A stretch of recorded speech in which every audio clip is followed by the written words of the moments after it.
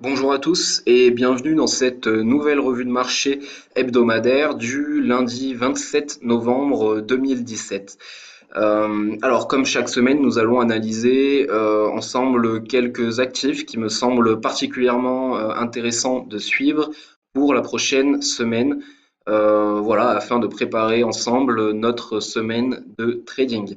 Alors, on va analyser aujourd'hui six actifs, le DAX 30, l'euro-dollar, l'euro-yen, trois paires en GBP, GBP AUD, GBP Yen, GBP NZD.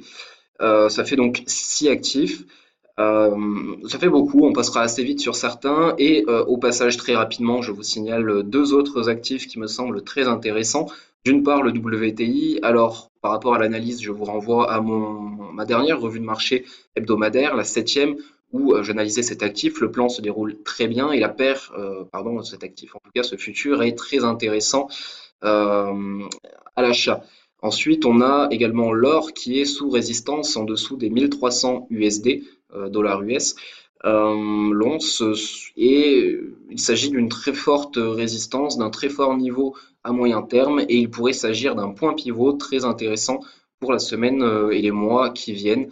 Ça pourrait, un franchissement en tout cas de cette résistance vers les 1300 USD pourrait nous permettre de respecter un biais haussier très fort dans les semaines qui viennent. Alors, concernant nos analyses de la semaine, nous avons sous les yeux un graphe hebdomadaire du DAX 30. Tout d'abord, donc, on voit une tendance haussière de fond. Néanmoins, on a vu qu'on avait ici une très forte consolidation avec une bougie avalante ici. Alors, cette consolidation a buté néanmoins sur un niveau, un ancien niveau de résistance qui est devenu un niveau de support vers les 12 900 points, ce qui a stoppé ce retracement pour le moment. Si on va voir en données journalières, en daily, ce que cela donne, on voit que on se situe donc sur le DAX 30 dans un range compris entre les 12 900 points et les 13 100 points. Alors, en intraday, on pourra évidemment adopter des stratégies de trading range entre ces deux zones-là, mais pour des plans swing, il faudra patiemment attendre une sortie de une sortie par le débordement de l'une de ces bornes du range daily. Alors, personnellement, je pense que une sortie haussière va survenir pour aller chercher les derniers plus hauts ici vers les 13 500 points et qu'ensuite on pourra à nouveau voir les 13 400 points ici qui était notre point pivot et que seulement ensuite on pourra envisager des plans à moyen terme baissiers qui devraient promettre un très fort potentiel. Mais voilà, à court terme, je suis plutôt haussier, même si je pense qu'à moyen et long terme, le potentiel est bel et bien baissier. Voilà pour le DAX 30. Là, maintenant, de suite, il n'y a rien de particulier à faire. On pourra travailler tout simplement ces deux zones-là, hein, ces deux bornes du range daily en intraday. Mais pour du swing, on attendra tout simplement une cassure de l'une de ces deux zones au cours de la semaine prochaine.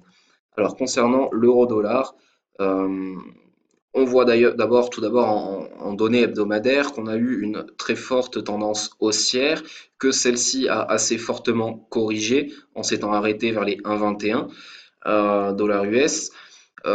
Récemment, nous avons eu une impulsion haussière. Alors, qu'en penser? Personnellement, je ne pense pas qu'il s'agisse d'une relance de la tendance haussière et que le prix va compresser vers ces niveaux-là, vers les 1,20 pourquoi pas. On voit d'ailleurs que les deux bandes de Bollinger se resserrent.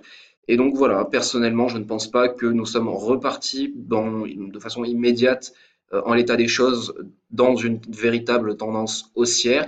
Je pense plutôt qu'on va former une espèce de double top par ici et compresser dans cette zone-là.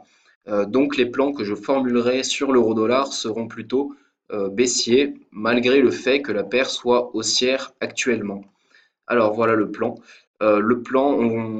Est tout simplement de constater que la tendance est fortement haussière, qu'il ne faut pas vendre cet actif les yeux fermés là maintenant, tout de suite, mais le niveau des 1,20 pourrait nous offrir un point de short très intéressant en swing trading.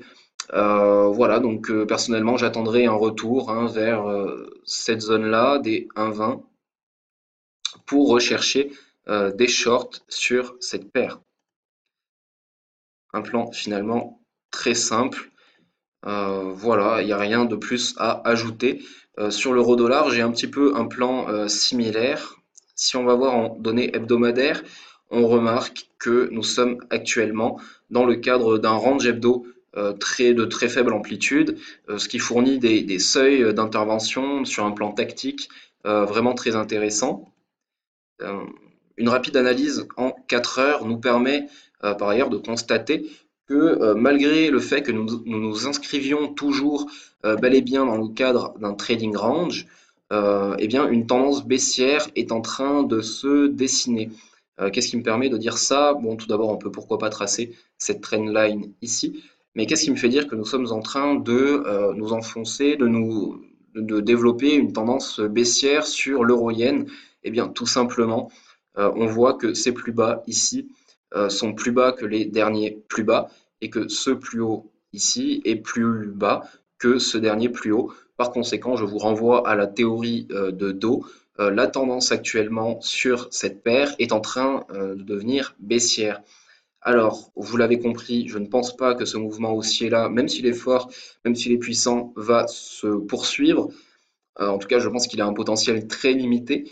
Par conséquent, j'aurais plutôt tendance à formuler des plans baissiers pour la semaine prochaine. Alors, quel est le plan précisément? Vous voyez que j'ai tracé cette trendline, même s'il n'y a que deux points de contact, voilà, ça peut servir en anticipation, hein. Et j'ai tracé cette zone du dernier plus haut vers les 133 750 à peu près.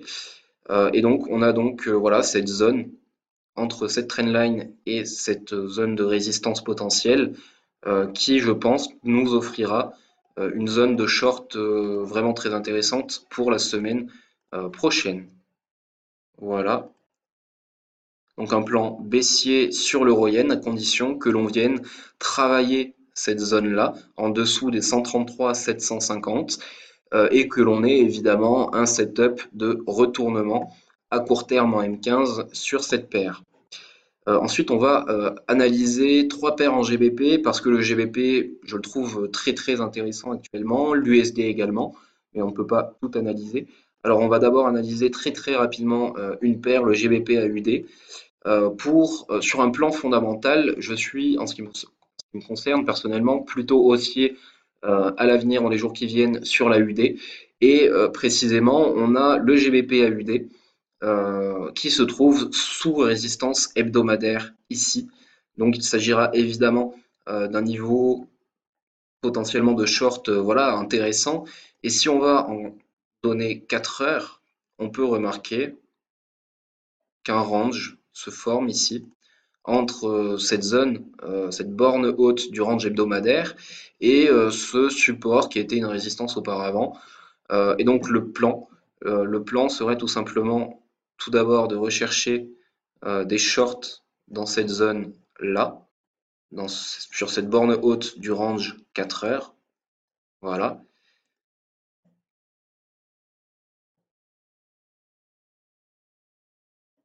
Voilà. Donc le plan serait de tenter des shorts sur setup de retournement à l'approche de cette zone de résistance, ou bien, et c'est le scénario que personnellement je préfère, je privilégierais, ou bien shorter la cassure de cette zone de support vers les 1,74. Voilà, c'est un plan relativement clair, le potentiel est vraiment assez élevé, le risk ratio reward est excellent puisque nous sommes sous résistance hebdomadaire. Donc voilà, c'est le plan et on va suivre son déroulement assez régulièrement. Je veux aussi vous parler du GBP Yen à l'achat cette fois-ci. Alors en données hebdomadaires, on voit ici qu'on a franchi une zone de résistance vers les 148 et que aujourd'hui nous nous stabilisons au-dessus.